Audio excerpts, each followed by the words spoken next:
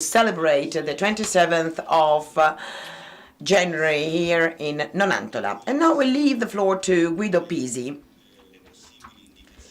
who will talk about the way in which our research can help those who draw up projects. Guido has worked on the audiovisual sources for the story of Nonantola. You can see most of this on the website of Viale. At the moment, you only have the Italian version, but in the future, Nicholas, we do hope that this website will be translated into English. Anyway, there are subtitles in English, and Guido has been working with the research group for 3 years, and I must say that they really managed to identify some guidelines we have to follow. And lately, after the latest conference, we started to focus on this topic, the memorial device, which I believe can actually organize the story of Villa Emma, with all the variables that you have been talking about yesterday. 21 years ago, in April 1975, the Vietnam War came to an end. As for all contemporary wars, there was a heavy heritage, as, for instance, the migration of the civil population. Most of the population was actually helped the Soviet regime and was against the Hanoi government. In the following years, about 2 million people escaped from Vietnam, and these happened mainly through with ships and boats in very difficult conditions, in desperate conditions actually, and you can see it here on this slide, and this makes us think about what is happening now in the Mediterranean. So that they were called the boat people by the media, and they were trying to reach a land where they could find asylum, but they were often rejected by the countries where they landed. So the High Commissioner of the United Nations estimated that there were about 200,000 victims of that immigration flow. In 1978, the boat people cause arrived at the public opinion of the West, also thanks to the commitment of some important intellectuals, as for instance, you can see that in the picture, Jean-Paul Sartre and Raymond Aron, who together committed themselves to this cause, even though they had obviously a lot of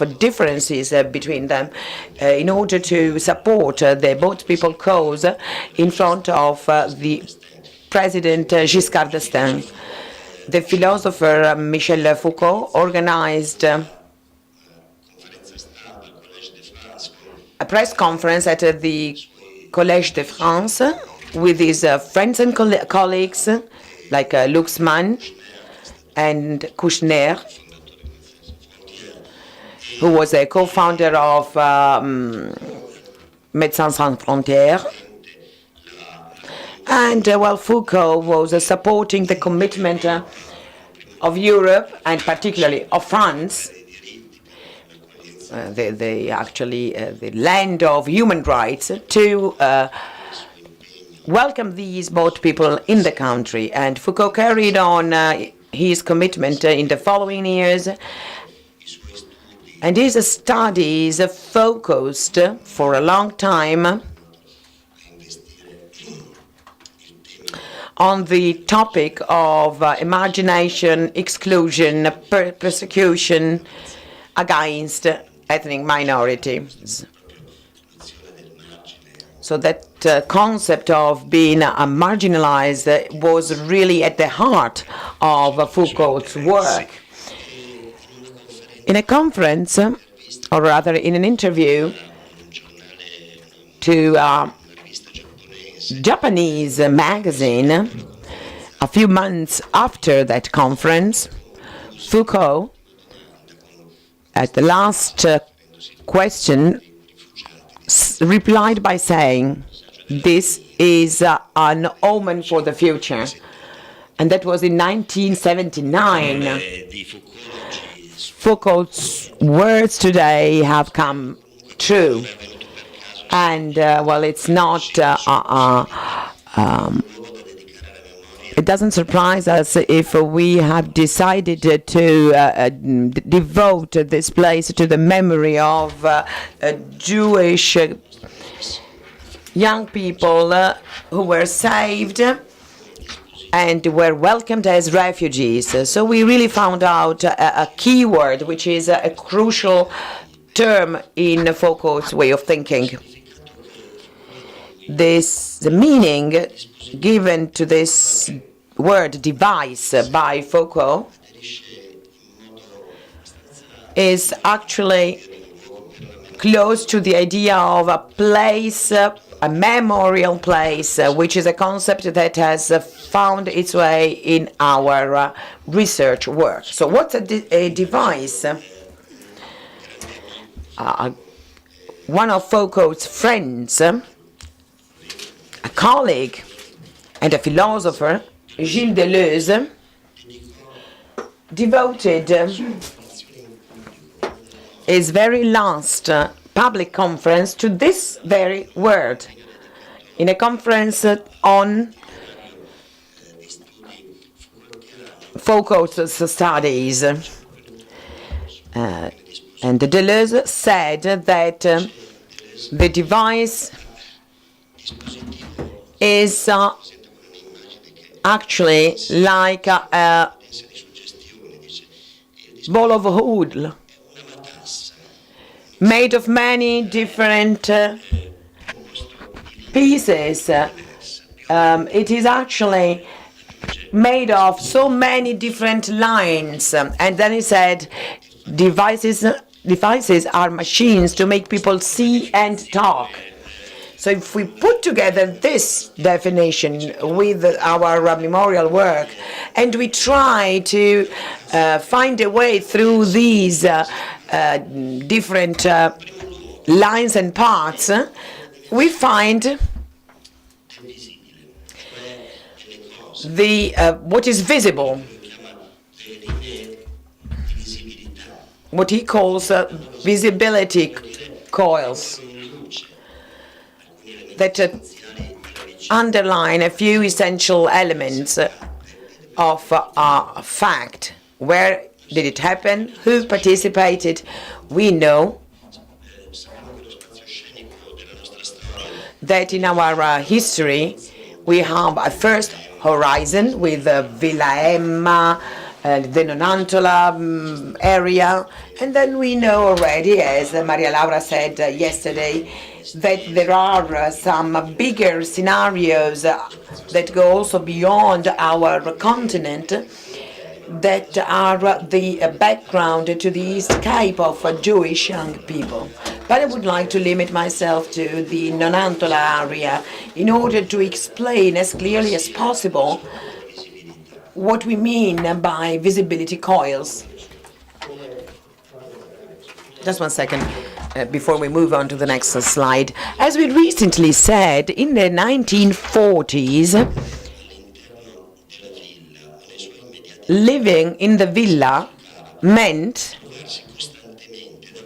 being in Nonantola, living in Nonantola. And this could actually give some emotional input to the people living in the villa. Due to this closeness, so to speak, with the context where these people were living. And it was also a way to actually encourage a continuous going back and forth that are part of the story of the group that came from so far away, living in that place, looking at the village, which was something different but was very close. That meant that these people could actually reach the village at any time of the day with its shops, inhabitants, its presence and its history. And in front of Villaema, one of the young men who came back in 1986 looks around himself and remembers. Can you hear the sound? It was 1953, and I believe Villaema was a big field. Nothing is still there. There is just a villa. So, this relationship with the space is one of those visibility curves or coils. That is the possibility to look while being looked at. Because there are so many buildings that actually are a barrier between the villa and the village. Anyway, there is another point which is extremely important. The visibility we are talking about at the moment is not only an optical, a visual data, and I still quote Deleuze. It's made of lines of light that form variable figures and shapes, so that an object can actually appear and disappear. It is just like a mental map that is made up gradually by two different mirroring images. Villa Emma on the one side, in front of the reassuring image of the village with its with its towers, the abbey. Here you have a small video.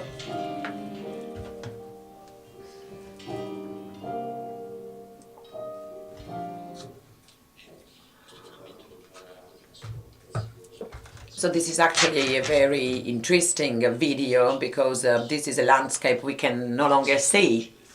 We cannot even imagine it anymore. So all this can actually cause in people watching, it can cause a series of thoughts, of questions as well. So by trying to follow those lines, there's another visibility lines from another experience. All the protagonists, both the Jews and the people from Nonantola, they were finding differences, but as well as differences, also some common traits among themselves. So this actually involves, in a very deep way, especially teenagers. That's Adele Tosatti who's talking about this. Our young people were happy because there were these young people coming from far away, and we actually were kind of scared, and we would go behind the window, and there were 8 young people, and so we were counting them.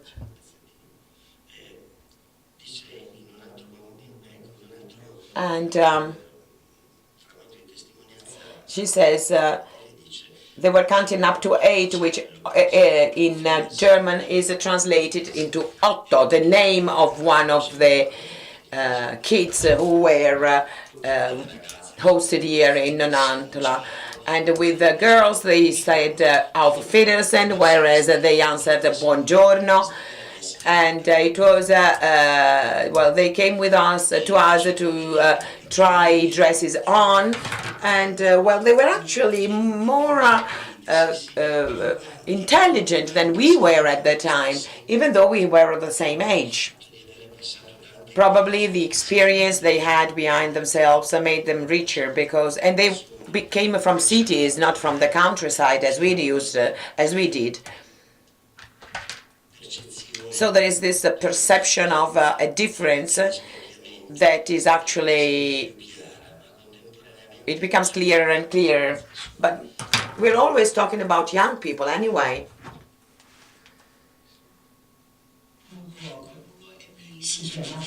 We had a cook, his name was Emilio, he was very tall and I was in love with him, but I didn't tell anybody. I just kept this secret in my heart. But someone found out and they started to make fun of me, saying, why don't you go to the kitchen, because Emilio is there because he can cook for you. And it is true, I went to the kitchen because I wanted to look at him. And well, there are so many different videos like this. Just like I found out this idea of the self in an act of mirroring in his essay devoted to the study of the mirror. For those young people, the image of the other, the image of someone you don't know, of a foreigner, of someone who has suffered, well, this image takes up the same characteristics of the image of the self, which is mirrored by the other person and is revealed in a new light. So it's that's what a device is. A device is a machine to make people talk, as I was saying before. And there are many different lines of expressing oneself. Lines of expression. What can be said through words. In our case, even though we are locally limited, it's not quite easy, because there are at least three main lines, three main, so to speak, coils, where we find these different variables of expression. One is that of the words of fascism. The second one is the words of the inhabitants of Nonantola, and the third one is the one of the people living in Villa Emma. The regime, just before the entry into war of Italy, redefined the ideological context and its own racial policies with different acts, as the anti-racial laws in 1936, the implemented decrees in the 1940, and all the tools were used in their anti-Semitic campaign, leading to the exclusion of the Jewish minority from the social life of the nation.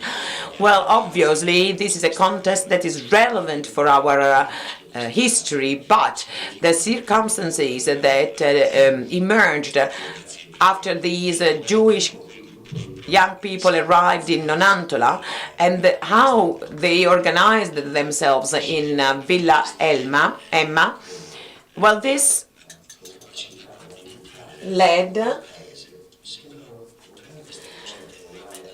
well, this in a way actually reduced the negative effects of these differences, and this is actually a way where the first variable of these curves there is a meeting of words, so to speak, between the fascist regime and the words of the people in Nonantola who wanted to express the way they perceived the Jews. And as Klaus was saying at the end of his speech,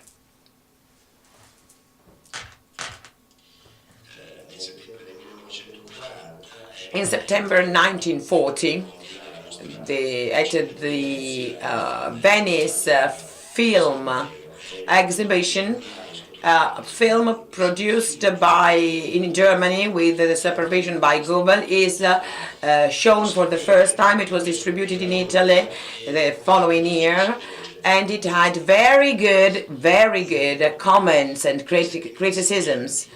In the following weeks, the Jew was actually shown in all the provinces of the Emilia-Romagna. Even the children in schools saw this film. They took us to the cinema to watch a film called Sus the Jew. It had been produced in Germany, and it was an anti-Semitic film. The Jews were depicted as people who were ugly, dirty, and they deserved only hate. So they were really trying to make us hate the Jews. They didn't manage to, though, because luckily our parents at home taught us something different.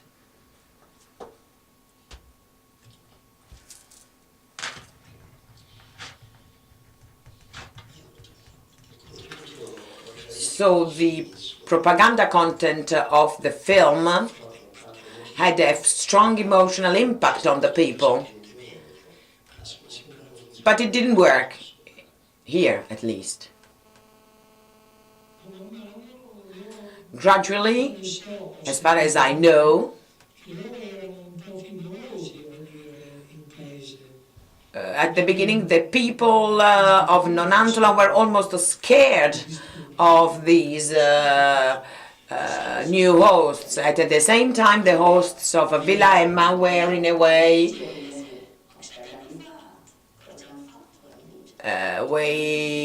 they were afraid of disturbing us. Actually, they did not cause any kind of nuisance. And then finally, we young people tried to approach them and started to talk with them. And there was a young man, Baccari Manfredo, who, after 2 or 3 months, we were actually playing together with these young people, while he organized a football match. Nonantola boys against the boys of Villa Emma. So the kids met with us. I tried to talk German to them, and I tried to put into practice what I was doing. And then, my father, for instance, tried to help them solve some problems. They had a problem with the beds, and he asked Don Enrico to find from the seminar new beds for these kids, the small kids, small beds that were enough for the kids anyway. So the propaganda content of this film, Zeus the Jew, obviously, as it is shown by the words of these people, did not have a good impact. And the young people in Nonantola did not believe in what this film said. Then why we can understand why better by the words of Geppe Bertoni. And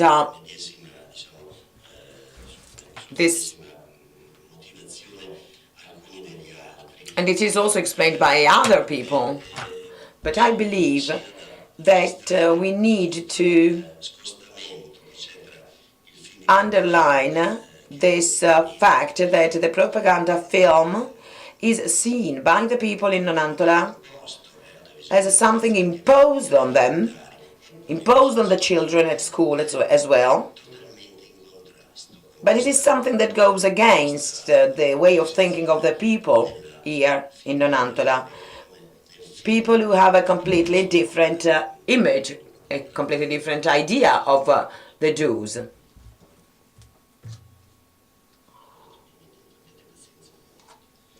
Just a moment, we have to go back with the slides.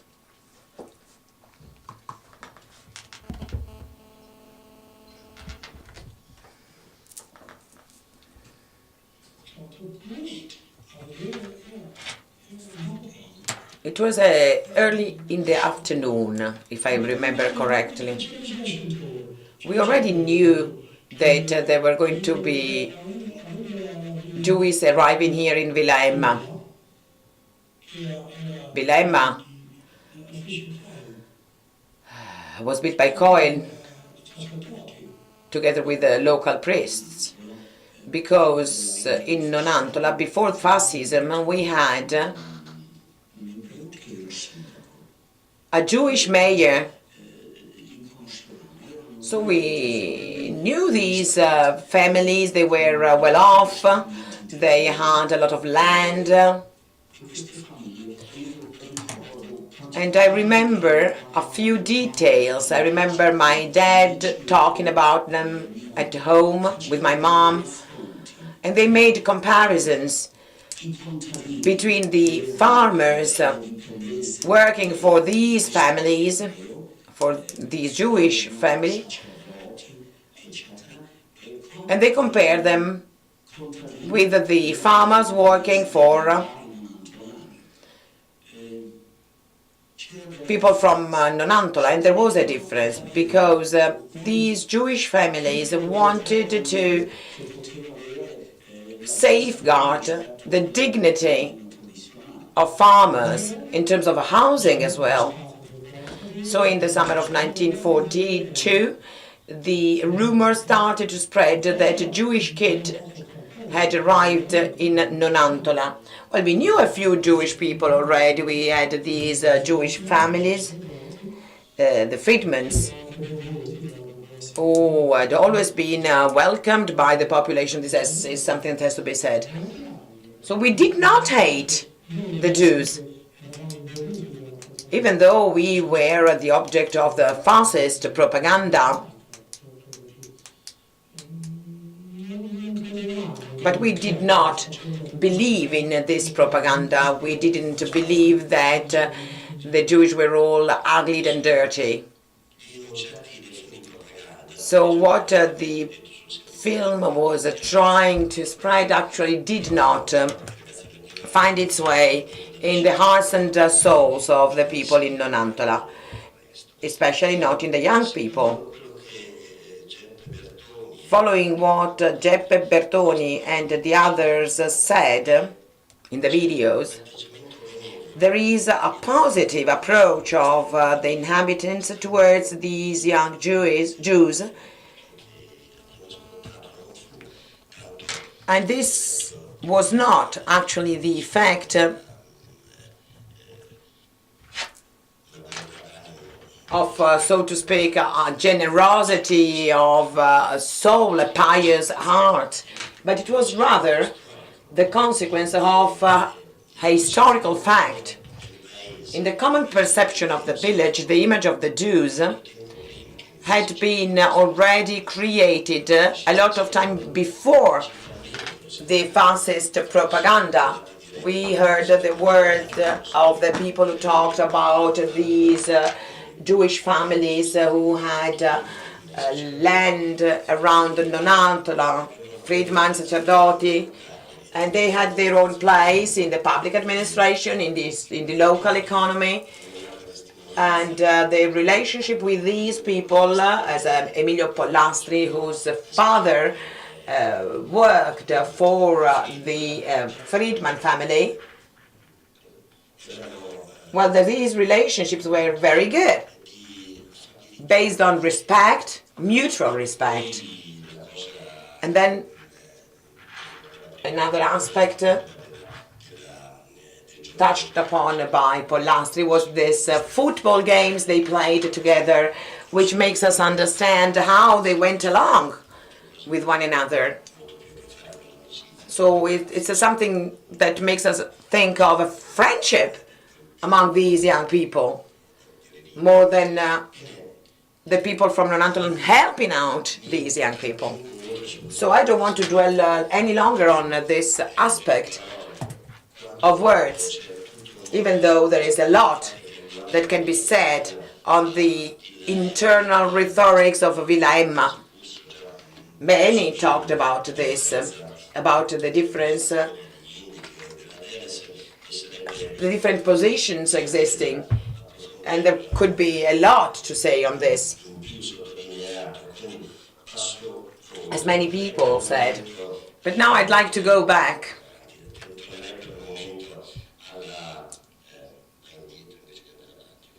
You're going backwards. Okay, forward.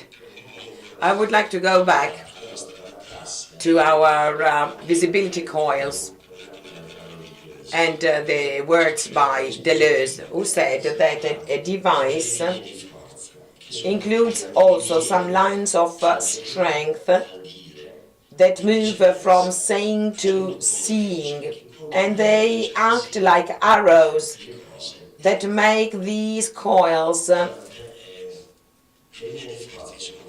even more intricate. These arrows go from one point to another, and they have to do with the balance of powers, and they are very variable because of the time and the strength. And here with the Villa Emma kits, there are different levels of intensity. As an example, I can quote the line of control of the fascist government. As I was saying, the control of the fascist government on the refugees, or another line, another arrow, the military action of the German occupants after the 8th of September 1943, and other lines of the spiritual force of the local church, which became extremely important after the crisis of 1943. And the inertial force line linked with the habits of the local community. And also, well, microphenomena, as Foucault would define that as the microphysics of power, as in the crisis between Innis and Ladenzen. So these arrows, these light lines, are accompanied by the actions, the words, and the things. But beyond that, beyond this device and its apparent strength, there is also the skill that the device has to change. One of the line can change direction, can be modified, and in that way it is no longer a straight line, and it becomes something special, something different. So in each device there is the possibility to act politically, to escape existing strength relationship. And that's exactly what happens in Nonantola on September the 8th, 1943, the night of the catastrophe, when the actors of history decide to go beyond the line. These are against the words by Foucault.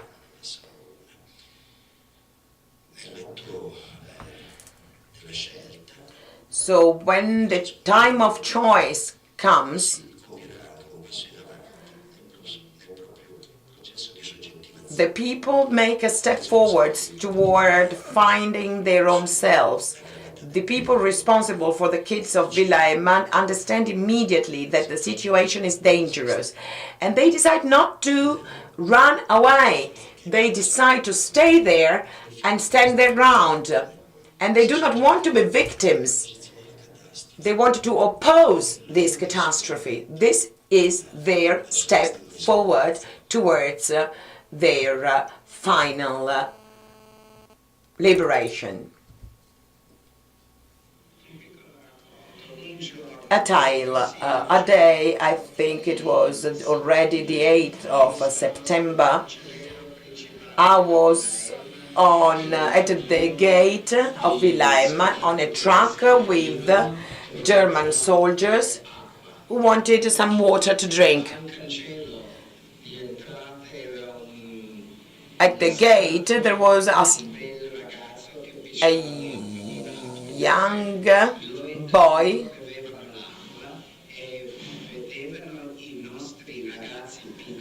who gave them water, And they saw that our kids could speak German, so they asked, "Why do you speak German?" The soldiers asked, and the kids answered, "Because we are refugees."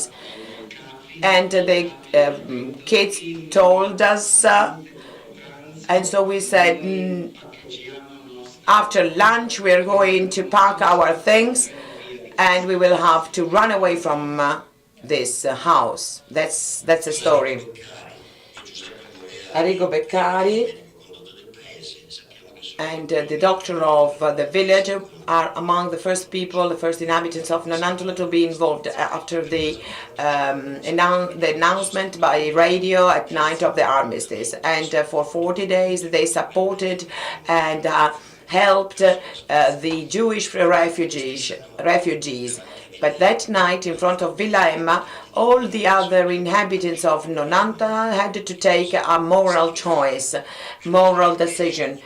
What can you do to act correctly in such a situation?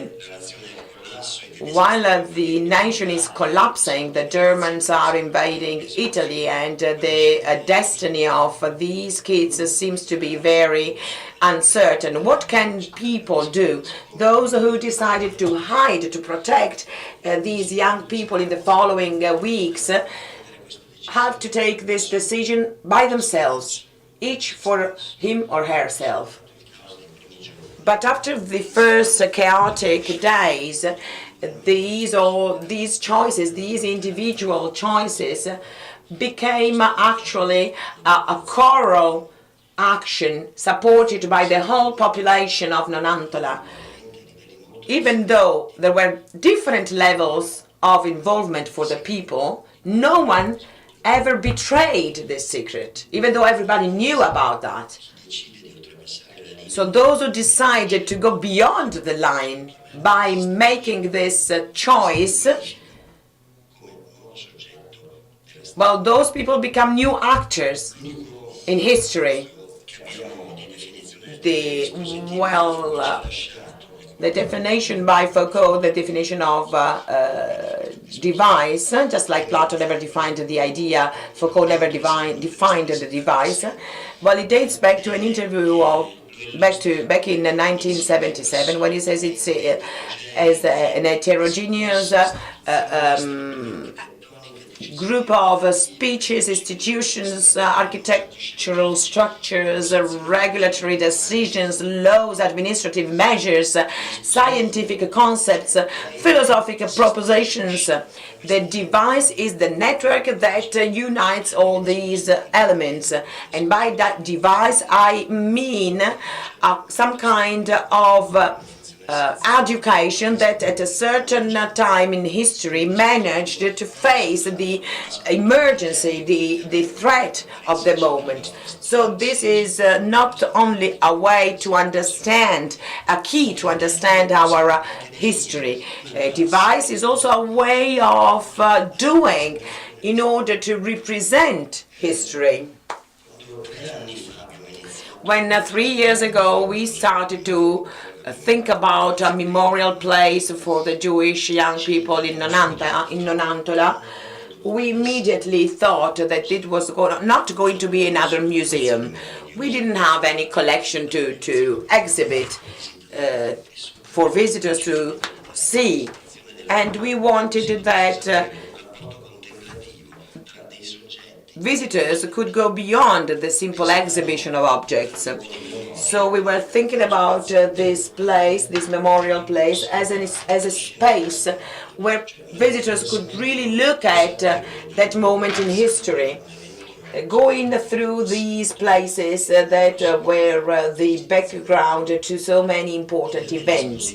So the idea of this device, of this network, of this réseau, as Foucault said, that put together the elements of different processes with a strategic and concrete function. It is a memorial device, and it is a device for the memory. And this idea was giving us precious indications. So we started to work on its potential, and what we thought was going to focus Maybe we can skip this. As I was saying, it will focus on the mythos, that is to say, the words of the people who were there, the context was as well all the events took place, and we should actually have a look at some clues, at some signs that visitors will have to understand. And this tale should turn into a pilgrimage. So we thought about something that can give emotions, feelings, or something that has a meaning with an aesthetic allusion to the profound meaning of history. So, well, now that we are at these coiled lines, we cannot forget some other aspects that really concern us. Foucault used to say there is a division between the different lines of a device. Some of these belong to the past, some others belong to the present. So there are things from which we are now far away, whereas the lines of the present are those that represent our future, what we can become in the future. And we are actually on the borderline in our present, which is precarious, which is uncertain, and we should not mix up those lines. So the place we would like to have here in Nonantola is something that is, well, it's more than just a place where people can meet and find out information on a very touching story of the past. We want a place that obviously identifies the problem of children escaping from wars. The most important heritage that we still have by the kids saved so many years ago is be aware of the stranger knocking on your door. Thank you.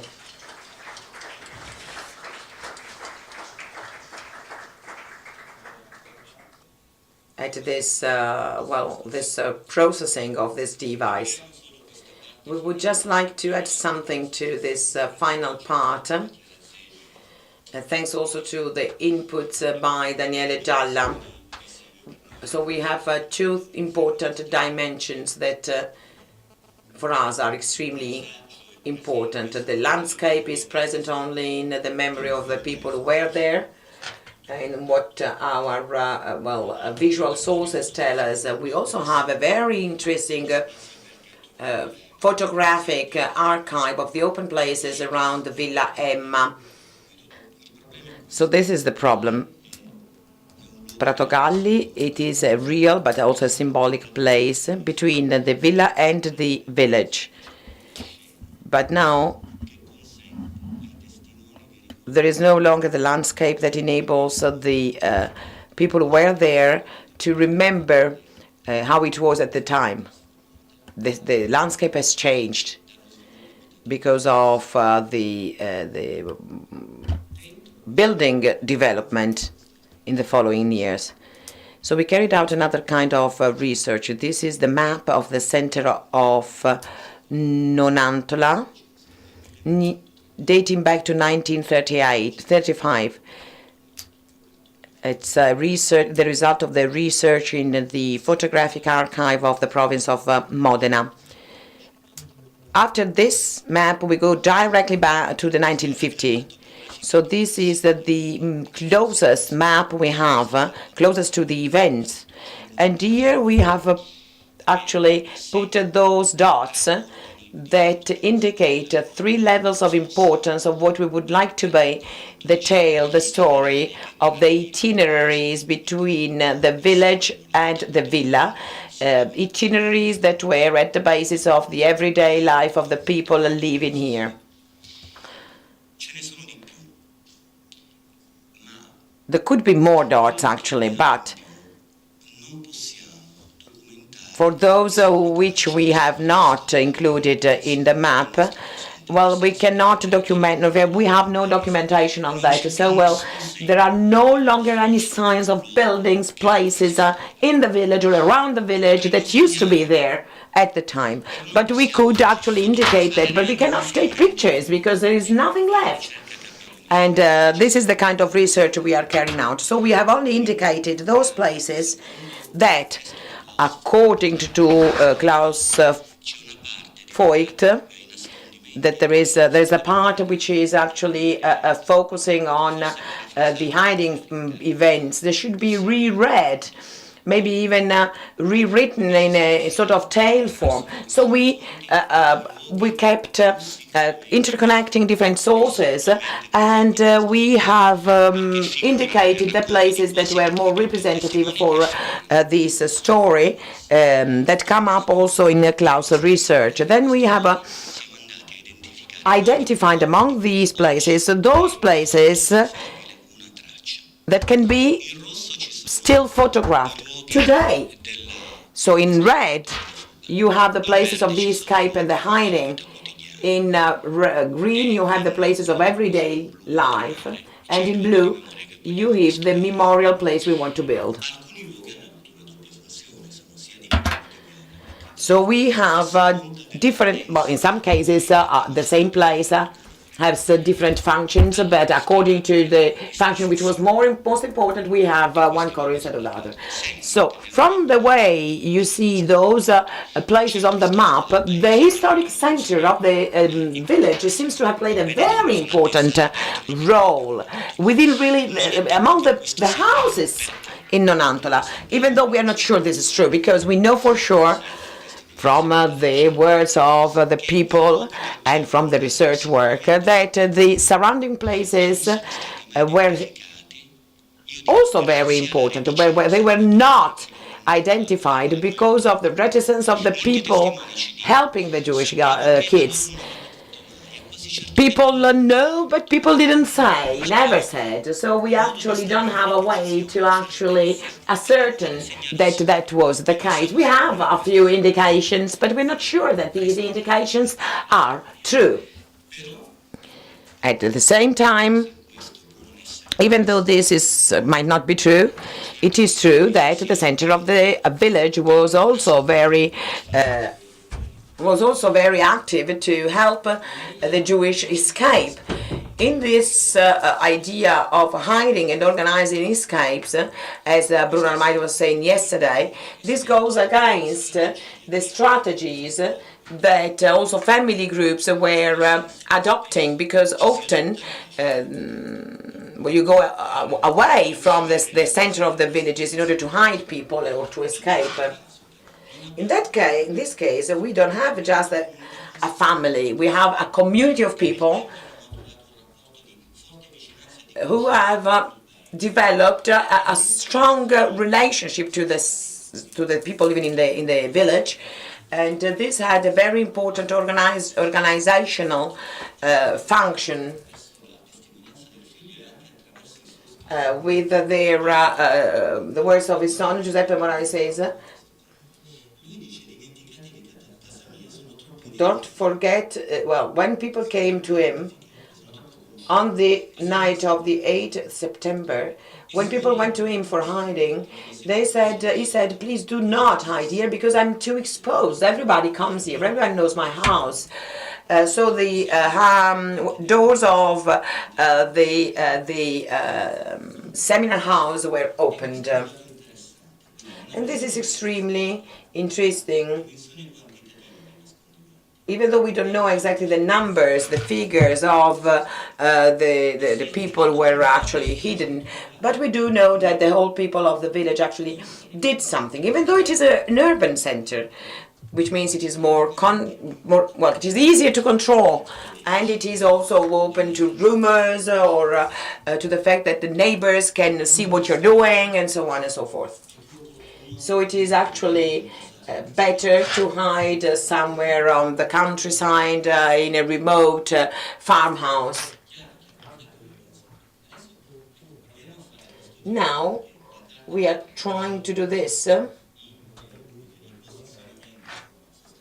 the 1935 5 map. Well, the locations are obviously right. We asked also for information to our witnesses, but when this information is activated, it is done with the pictures of last week. The rest of the memorial sign needs to be a sign of the present. So let's have a look at these signs. So this was the house of Emilia Sitti Piccinini, and she was a basket maker. Then we have the tobacconists, owned by Marcellina Nascimbeni. This is the house of Alfredo Piccinini Virginia Zopoli. That's always the historic center of the town, the village. We decided to mention the names of the people. This is the house of Olga Mentechini, which is really here, really close to us. That's the priest's house and the seminar house of the abbey. This here on the right is the priest's house and the nun's house. And the nuns played a very important role when it was decided to move the girls that were hidden here to their house. So between actually the two buildings you have seen here on the picture. This was the house of Sante Zoboli. And these are 3 hiding places that are not in the historic center of the town. The house of Aristide Barani on the Via Nonantolana that lead to the farmhouses of the Friedman family. Here you see them as part of the everyday life. As you see, these farmhouses are near to the land of the Friedman family that move towards this area where, in that beautiful farmhouse where the speaker to this conference are accommodated. And this is Villa Emma, owned by the Sacerdoti family, and it is not so near to the land of the Sacerdoti family, which are southwards.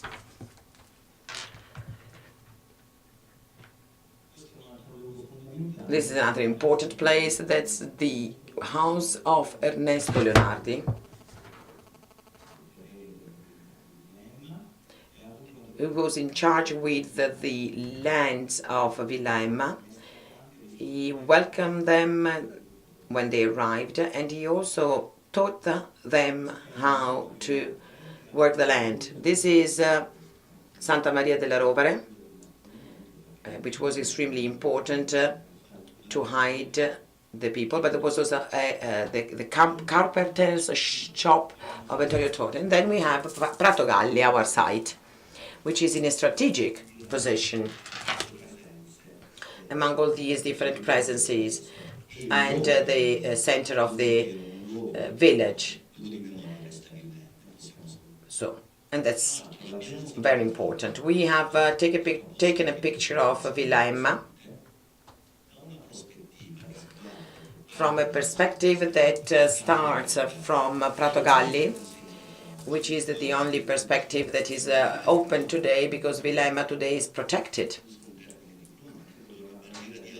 by a barrier of trees, so we cannot look at it from the Via Madora. So we took a picture from the only possible place, which could also be a vantage place from Prato Galli to Villa Emma. So we would really like that the building that will host the memorial place would be the blue one, and there will be an architectural call for tender, which in our intention should take the form of a new contemporary architectural work. If we can technically speaking, work on this field without no constraints. At the same time, we would like that from that place that will obviously have all the headquarters, so to speak, of the foundation, there would be also an artistic path that from that field would go back to this complex geography of that you see on the map, that during the presence of the Jewish here in Nonantola for 1 year and 3.5 months, to be very precise, well, gave way to this network of places that make the history of the viale hosts so intricate and complex. And this needs to be very clear, and